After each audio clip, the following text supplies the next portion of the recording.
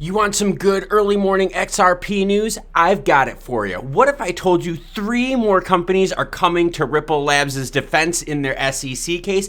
And NFTs as securities, yep, the SEC is starting their probe, and I've got another hack to report from you. Here's the thing, everyone. The hacker has demands. Let's see if they pay him. Let's leave this screen and go into this one. We got the heat map up with some mixed results showing right now. Bitcoin hovering right around that 19,000 mark. Important because tomorrow is CPI data. Does Bitcoin crash below 19? And does Ethereum crash even further than where they're at now? Everyone, Ethereum is under 1,300. People with liquidations, time to start paying attention. XRP, the highlight of this video, sitting at 48.8 cents, up 0.75% in the last 24 hours. A more tighter look at XRP shows recent rally was shot back down as you see one big massive red candlestick here, which took us from the likes of 53.7 to 49.7, almost a 10% swing in this one candlestick. Recently, we have seen though some XRP ceilings right now, 55.2 on this candlestick here, and this one here, 54.1. So when CPI data comes out tomorrow, will XRP, XLM, the other ISOs and utilities rally like the previous report? While Bitcoin and Ethereum tank. We will see tomorrow. Make sure you hit that subscribe button because I'm going to have a live stream tomorrow when CPI data gets released. But now on to the SEC, and look at the ugly mug I got up on the screen. SEC reportedly investigating Bored Ape NFT creator for securities law breaches. Now, real quick here, all right? We're going to get into the article, and then I'll kind of explain to you my feeling on NFTs, and then we're going to get into a hacker story and a juicy XRP support story with 3 companies coming to their aid.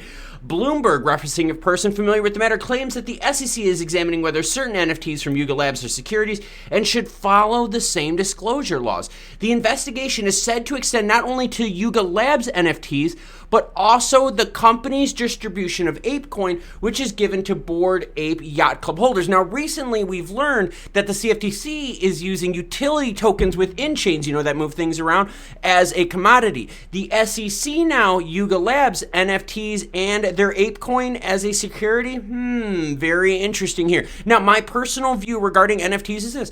I look at NFTs just as I look at baseball cards. Bunch of people buy them for a bunch of different reasons. Just because a few people out there are buying NFTs for speculation doesn't mean they are a security. Same thing with my baseball cards. The majority of the baseball cards that I bought help me relive memories from my youth. I don't look to be selling them to make a profit. Hey, if I do, it's awesome. But the main reason why I have them is every so often I like to flip through them. It makes me remember all the baseball games I went to as a kid. The report notes that Yuga has not been accused of any wrongdoing as of yet, and the SEC probe does not necessarily mean the agency will pursue action. I don't know, but the article goes on to say, however, when there is smoke, there is fire. And this is one of the alarming things that caught my attention in this article. We've seen this theme in the crypto community all the time with companies in trouble. Let me know if you get the same vibe.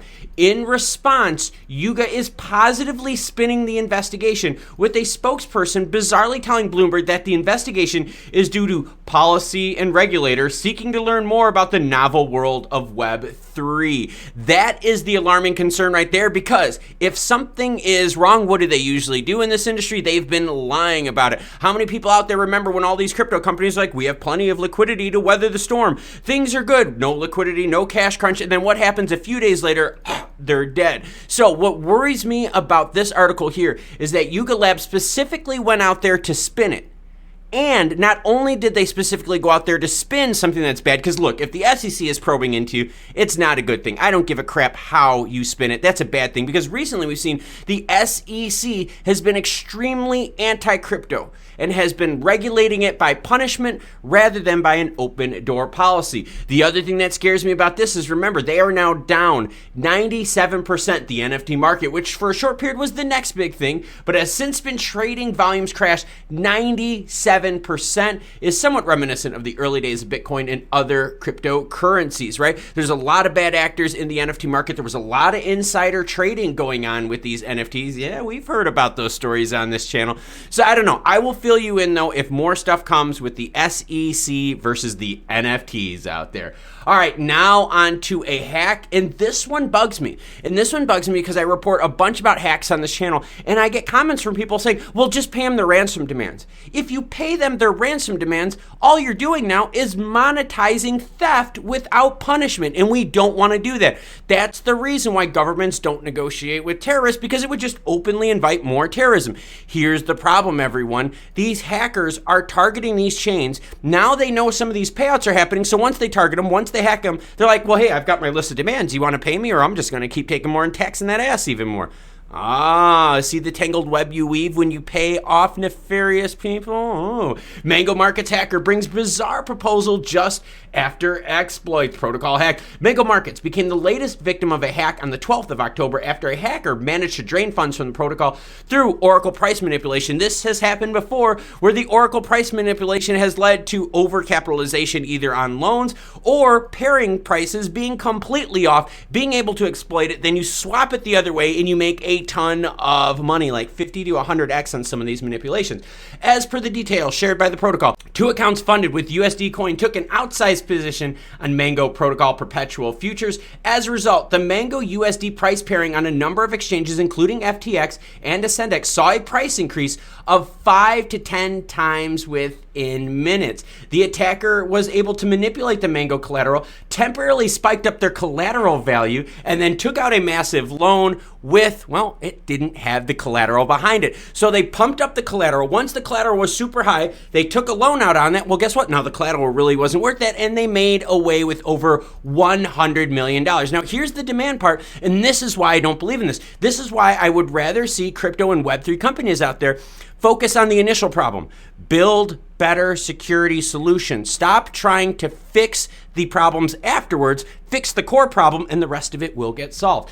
If this proposal passes, I will send MSOL, SOL, and Mango in this account to an address announced by the Mango team. The Mango treasury will be used to cover any remaining bad debt in the protocol, and all users without bad debt will be made whole. I wonder who he's going after.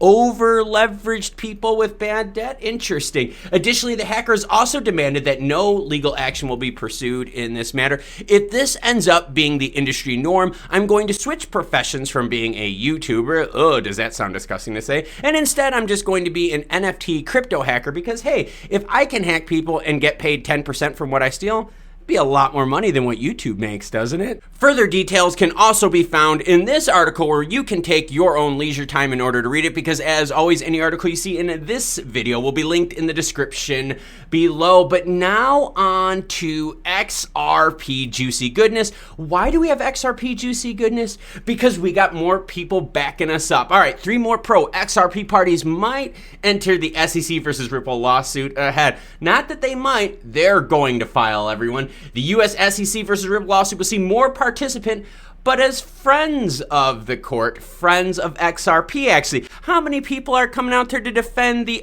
SEC? I don't see anyone filing amicus briefs to support the SEC. I only see it for Team XRP. Judge Annalisa Torres has granted iRemit and TapJet's request to file amicus briefs. We've covered that in previous videos. But now we have 3 more people coming to XRP's relief. Terra revealed that at least 3 more pro-Ripple XRP advocates will soon file for amicus briefs in the case. This depicts a huge source of support pouring in favor of Ripple in the XRP case. However, the briefs are due by October 14th. Now remember, the 13th is CPI data. The 14th is when they're going to be filing these briefs. I'm very curious on who the 3 companies are. How about this? How about you comment down below on who you think the 3 companies are that are going to be supporting XRP. So you remember a few weeks ago, a bunch of you out there fell for the FUD that said, hey, summary judgment, the case is going to be over. And I came out there, stood strong against all of the criticism and said, no.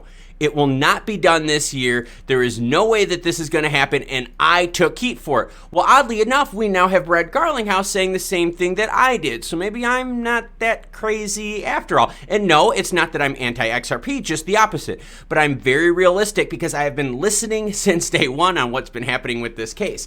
However, in a recent statement, Brad Garlinghouse, Ripple CEO, hinted about the disclosure of the XRP case. He added that the SEC suit against them can end in the first half of next year. Yep, everyone, 2023. And remember, Brad Garlinghouse's original estimate was just over $100 million to fight this case if it was resolved in 2022. But now myself, Brad, and a bunch of other people out there are saying, hey, realistically, we know it's 2023. Expect the price tag to be much north of $100 million to fight this case. So there you have it, 3 big stories for you to lead off crypto this morning. We've got the SEC now targeting NFTs. This one is extremely worrisome because NFTs, for me personally, would be the thing I would see as the least applicable when it comes to securities laws, because honestly, NFTs for most people, the overwhelming majority of people out there, are simply collectibles.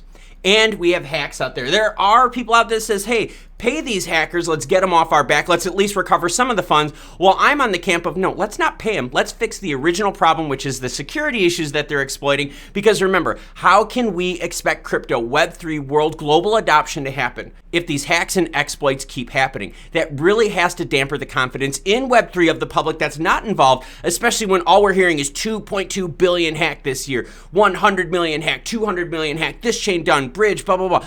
Lots of mess out there. We need to fix security first before we really want the world to be able to believe in Web3 without the hacks. And Team Ripple Labs XRP versus the SEC has a lot more support coming to back them in, with 3 new companies filing amicus briefs this week. They are due by Friday. Don't worry, I'll be sharing that with you as soon as the story breaks, so make sure you hit that subscribe button. Hit the like button if you like what you saw in this video. Check out this cool Web3 crypto video right here if you want to learn more.